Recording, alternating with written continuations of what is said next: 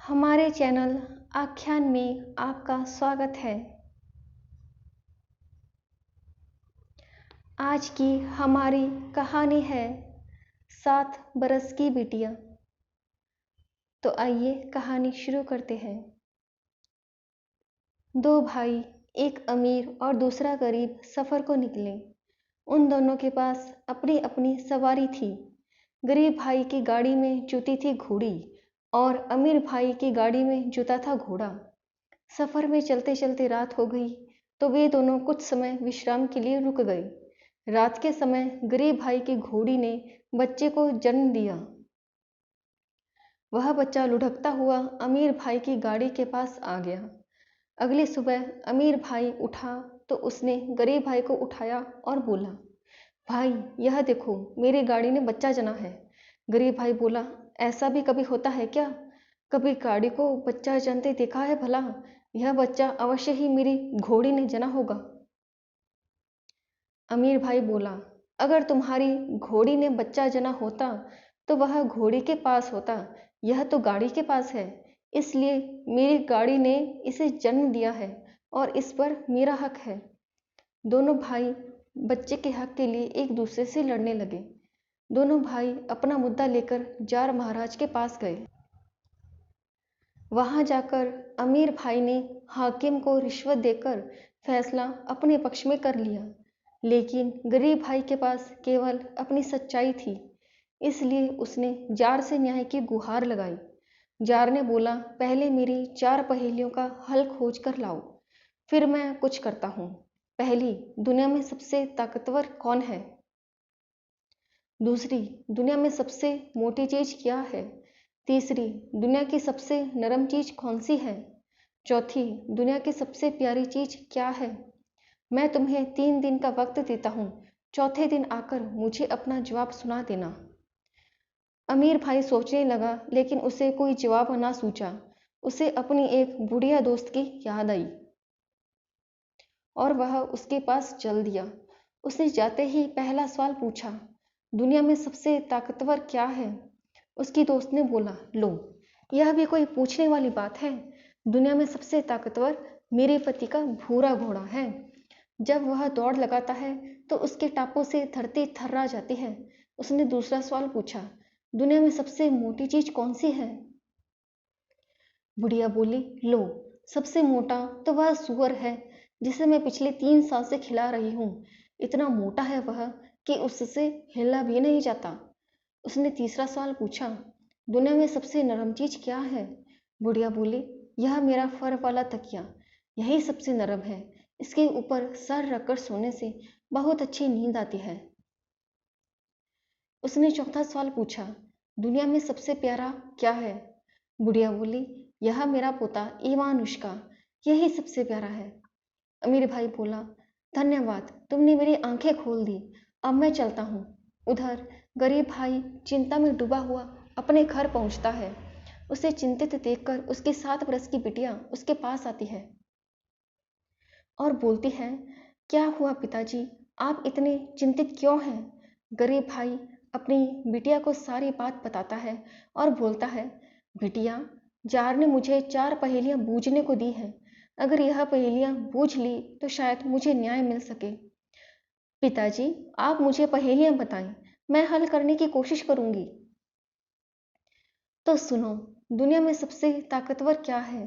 दुनिया में सबसे मोटी चीज कौन सी है? दुनिया की सबसे नरम चीज क्या है? और दुनिया की सबसे प्यारी चीज कौन सी है? पिताजी, दुनिया में सबसे ताकतवर हवा है।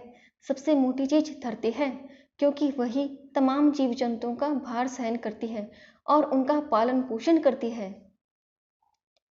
दुनिया की सबसे नरम चीज हमारी हथेली है, क्योंकि हम कितने भी नरम बिस्तर पर सो जाएं, लेकिन हम अपने हाथ को अपने सर के नीचे रखकर जरूर सोते हैं।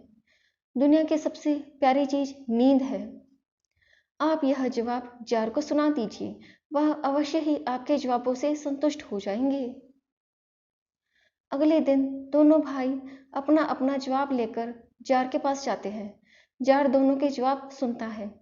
गरीब भाई के जवाब सुनकर वह बोलता है, सच बताओ, यह जवाब तुमने खुद ढूंढे हैं या तुम्हारी किसी किसी ने मदद की है?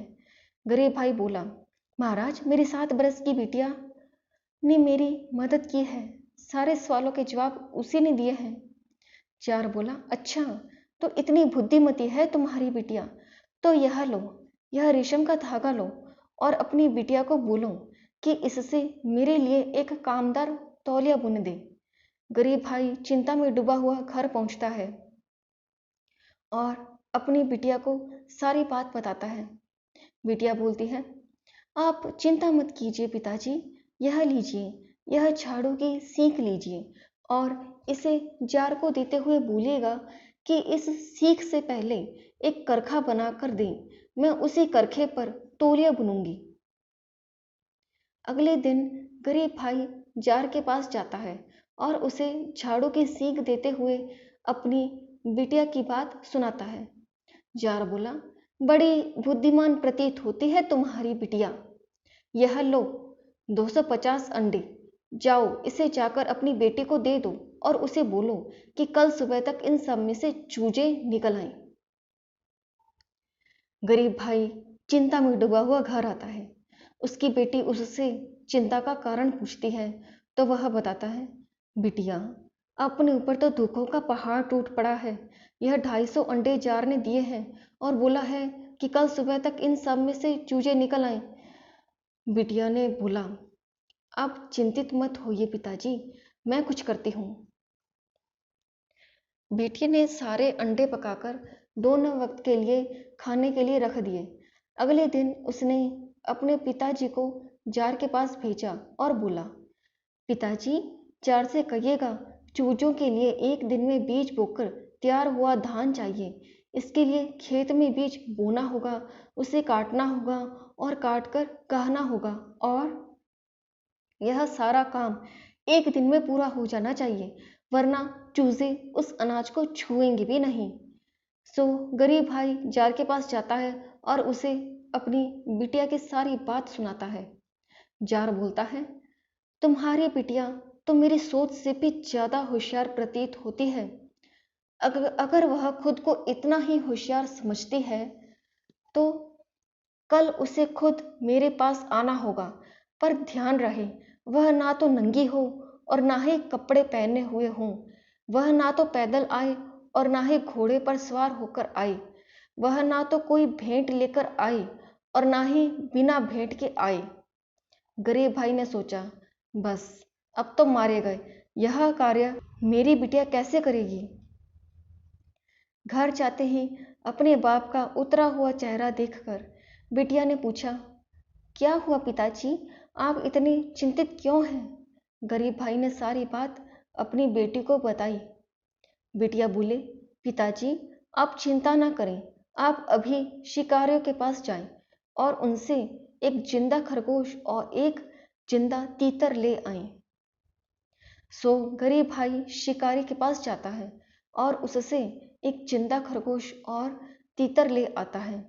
अगले दिन मुंह अंधेरे बिटिया उठकर अपने सारे कपड़े उतार देती है और सारे बदन पर मछली पकड़ने वाला जाल लपेट लेती है।